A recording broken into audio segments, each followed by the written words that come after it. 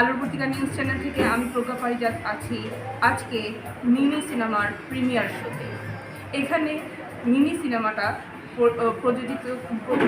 প্রযোজনা করেছেন দেব হাজরা এবং পরিচালনা করেছেন অর্পিতা কামিলা। আজকে আমরা পেয়ে গেলাম আমাদের সাথে অর্পিতা কামিলা। নমস্কার দিদি। নমস্কার। বলছি দিদি, এই সিনেমাটা করতে গিয়ে আপনার তো ডিরেকশনে এটা সিনেমাটা হয়েছে, কি কি সুবিধা এবং অসুবিধা ফিল করেছেন, কেমন আনন্দ করেছেন, সেই কথাগুলো যদি আমাদের দর্শকদেরকে জানান। আনন্দই বেশি হয়েছে। আমি যে কোনো কাজের মধ্যে আনন্দ পাই, কাজ করলে আমি ভালো থাকি।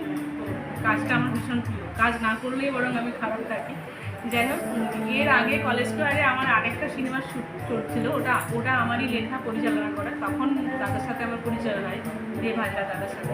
তখন উনি দেখলেন যে ওটা বাচ্চাদের নিয়ে সিনেমা ছিল, তো উনি দেখলেন যে ওই সিনেমাটা উনি আমায় বললেন যে আচ্ছা আপনি কি যারা স্পেশাল বাচ্চা তাদেরকে নিয়ে কোনো আপনার প্লট আছে? তো তখন আমি বললাম হ্যাঁ অবশ্যই আছে। তো ওনাকে কিছু কথা শোনালাম, তখন উনি এই বাচ্চাগুলোর কথা বললেন। তারপর আমরা একটু একটু করে কাজ এগোলো আর কি। আর যে হচ্ছে মিমি, উনি দেব হাজরা দাদারই মেয়ে। তো যখন আমি ওর সাথে পরিচয় হলো, তো ও এতটাই ভালো মেয়ে, তো ও স্পেশাল। তো ওর সাথে তখন মানে আমি আবার ওকে দেখার পরে গল্পটা খানিকটা চেঞ্জ করলাম, যেহেতু আমারই লেখা। গল্পটা একটুখানি চেঞ্জ করে পুরোটা মানে এটার মধ্যে 80% সত্যি কথা, মানে পুরো গল্পটা সত্যি, ওর পুরো জীবনটা নিয়ে চলছে। এবং কিছু কিছু সিকোয়েন্স রয়েছে ভীষণ টাচি। তো আমি একটা জিনিস অসুবিধার মধ্যে হয়েছে যে আমি যদি একটা নর্মাল বাচ্চাকে নিয়ে এটা শ্যুট করতাম, ওকে সিন বোঝাতাম, ও সেরকমভাবে করতো। কিন্তু যেহেতু মিমি সত্যিকারের স্পেশাল, ওকে সিন বোঝাতে এবং একটা সিন রয়েছে সেখানে ও প্রচণ্ড জোরে চিৎকার করবে, বালিশগুলো এলোমেলো করবে, ও কিছুতেই করছে না, মানে ওর হেসে পুরো গড়াগড়ি খাচ্ছে। তারপরে আমাকে সত্যি সত্যি ওকে বকাঝকা করতে হয়, হ্যাঁ, যাতে ও সিনটা করতে পারে। তো সেই রকমভাবে মানে হয়, এইগুলো কিছু হয়। আর ও মানে আমরা সবাই ভীষণ এনজয় করেছি। আর দেবদা এখন একটুখানি গেল, আমি পরিচয় করে দেবো আমার ক্যামেরা পার্সন অতীন্দার সাথে। এই যে, নমস্কার। বলছি দাদা, এই সিনেমাটা করতে গিয়ে আপনি যেহেতু ক্যামেরাটাতে ছিলেন, কি সুবিধা, কি অসুবিধা, কি আনন্দ আপনি ফিল করেছেন, একটু আমাদের দর্শকদেরকে যদি বলেন। অ্যাকচুয়ালি শর্ট ফিল্মের ক্ষেত্রে যাবতীয় বাজেট তো স্বাভাবিকভাবেই কম হয়। তো সেক্ষেত্রে যেহেতু এটা ইনডোর প্লাস আউটডোর খুব অল্পই আছে, ইনডোরের ক্ষেত্রে লাইটের একটা মারাত্মক রকম ব্যাপার থাকে। তো সেক্ষেত্রে লাইটের একটু প্রবলেম হয়েছে।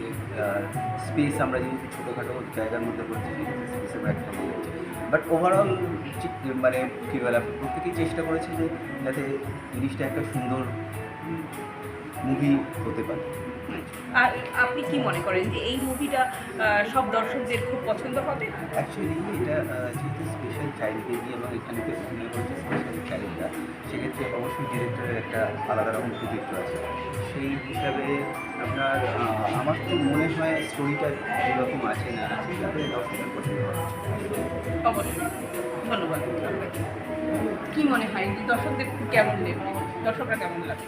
এটা ক্রেডিট এন্টারপ্রাইজের প্রথম কাজ দেব হাজরা প্রোডাকশনের। তো আমরা এরকম আরও বিভিন্ন ধরনের কাজ করব। আর আমি যে সিনেমাগুলো আজ পর্যন্ত বানিয়েছি, আমার সিনেমা পথ শিশুদের নিয়ে, তারপর শিশু শ্রমিক এবং পরিযায়ী শ্রমিকদের নিয়ে সিনেমা যেটা, আর তৃতীয় এটা আমার স্পেশাল বাচ্চাদের নিয়ে সিনেমা।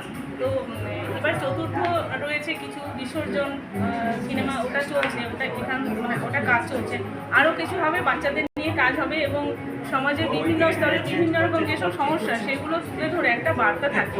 আমি ছোটো ছোটো সিনেমা এরকমভাবে বানিয়ে একটা সমাজকে একটা বার্তা দেওয়ার চেষ্টা করি। আমার সিনেমা একটু ভিন্নধর্মী হয়, বেশি লাচাক বাড়াক থাকে না, তো অনেকেই পছন্দ করে। আর অনেকেই একটা সিনেমা দেখার জন্য বিভিন্ন ধরনের দর্শক থাকে। তো সব রকম দর্শক আসে, আশা করি ভালো লাগবে সবার।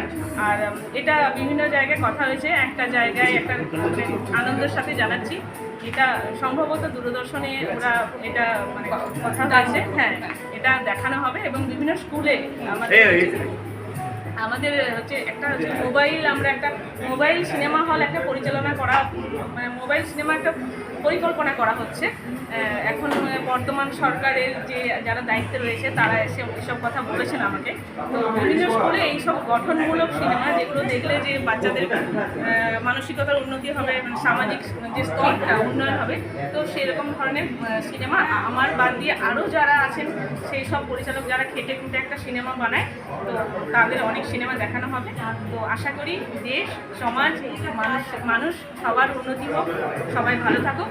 আর আমি ডেকে নেব আমাদের কেডি এন্টারপ্রাইজের যিনি কর্ণধার মাননীয় শ্রী দেব হাজরা মহাশয়কে, ওনাকে আমি কিছু বলার জন্য অনুরোধ করছি।